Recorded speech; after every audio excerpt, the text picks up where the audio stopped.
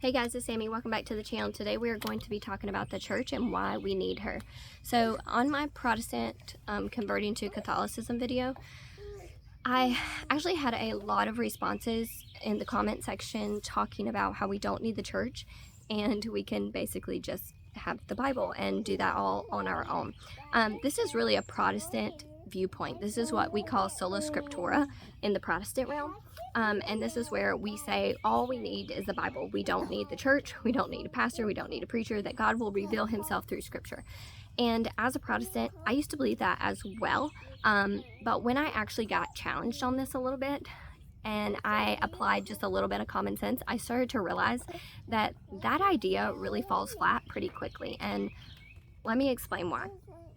Before you get upset about it, I hope that you will at least hear this out and give it some thought, because it really does make a lot of logical sense once you just think about it. So first off, what is the church? So in Greek, church actually means called out one. So if you're a Christian, then you are a called out one that's called out by God.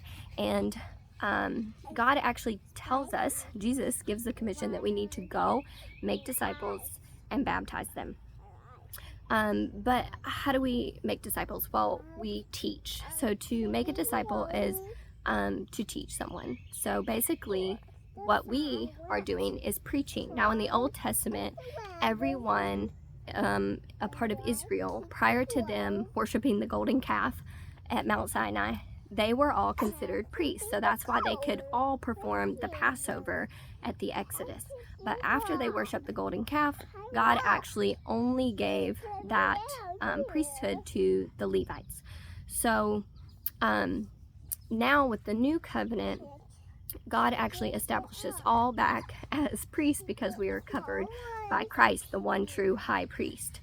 And so we are considered priests. So we are now all allowed, even women, to go out and preach the word. Now, do I think that women, this is just a side note, do I think that women should be preaching in the actual church, being priest in that form? No, I don't. I think scripture is very clear about that. But we also see in scripture that there was disciples that, like Mary Magdalene, who followed Jesus and who were considered his disciples. So I definitely think that the commission is given to all of us to go out and preach and teach in our community, in the way that we live, in the way that we love.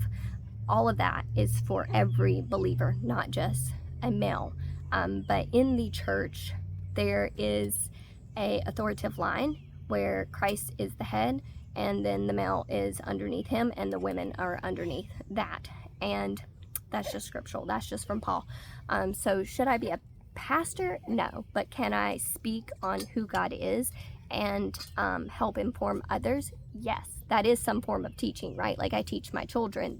No one would ever see anything wrong with that. So as far as the church goes,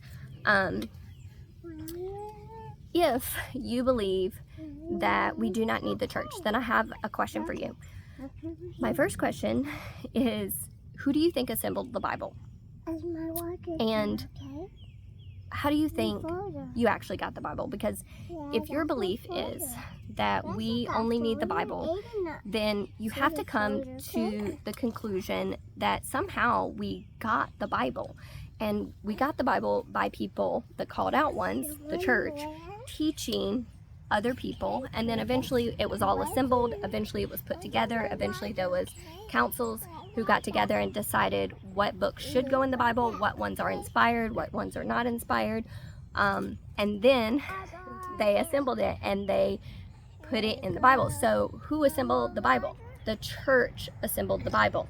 Now if you read in scripture, there is a Ethiopian eunuch who is reading scripture, and Philip, one of the original apostles, sees him reading the scripture. So he runs down to him and he says, do you know what you're reading? And the eunuch says to him, no, I can't take your shirt off, baby. We gotta leave it on. We're outside, baby. The eunuch says to him, how can I know unless somebody teaches me? To which Philip totally jumps right on board. And what does? He does is Christ commanded him to do, to go out and teach. So he starts teaching. So he starts preaching to this Ethiopian eunuch. And what does the Ethiopian eunuch does? He understands from that teaching.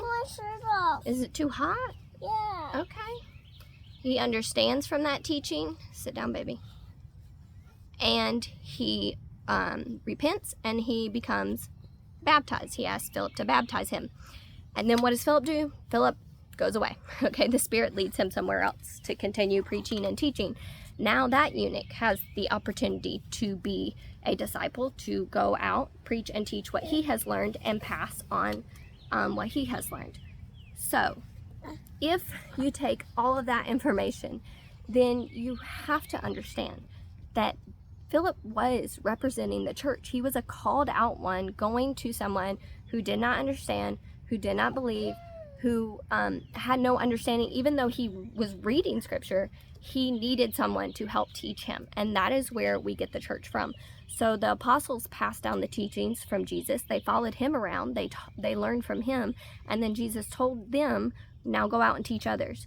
And this tradition has been passed down for over 2,000 years. And even before that, the Jews were preaching and teaching prior to that. The Jews had their church. But then Jesus gave us the commission to continue this, and we didn't have to be a Pharisee or a Sadducee. We could just be someone who was taught by someone before us, someone that was taught by someone before them, and someone before them, all the way down to the original apostles, all the way down to Jesus. And now we have the opportunities to be the church in everything that we do. So we need the church. We need that authority. We need that help. We need that understanding. If you gave me a book on chemistry and I read this book, I would be able to understand and come to some kind of conclusion on chemistry. But would I probably get all of it right? No. I definitely would need somebody who studied chemistry, who learned from the original chemist, how to come to the answers and understandings that the chemistry book is teaching me. Same thing with the Bible. I can read it all I want, which is what Protestants do, but there's a reason why there's so many Protestant churches. There's a reason why everyone is so divided in Protestantism, is because everyone picks and chooses what they believe, what they think, and there's no true church authority that actually helps them come to the conclusion of what is right and what is wrong. So we do need the church. We need her. And the Catholic Church, if you follow the church fathers, the early church fathers, all the way back as far as you can possibly go, you can literally take them all the way down to the first pope, Peter, who was commissioned by Peter. Peter is the first pope who Jesus said that he would set his church foundation on, that he would start Peter as the first pope, and then the teachings through all of his apostles, through all of the other disciples, would be passed down through that. Sorry, I didn't mean to get that confused. But anyways, we need the church, and I don't know, I hope that this is just helpful, because me as a Protestant, I thought, yeah, sola scriptura, bro, like, I'm taking this all the way to the bank. All I need is the Bible. But when somebody asked me, who assembled the Bible and how did you get it? It was like, oh, yeah, okay, maybe sola scriptura falls kind of flat on its face, all by itself. And you just have to come to that reality, and once you do, then you realize you need the church. But then we also have to start investigating which church, because they can't all be right. So anyways, I am praying for everyone out there. Please pray for me, pray for this channel, pray that the word just gets out there and we can continue preaching the word as we were commissioned to do. God bless everybody.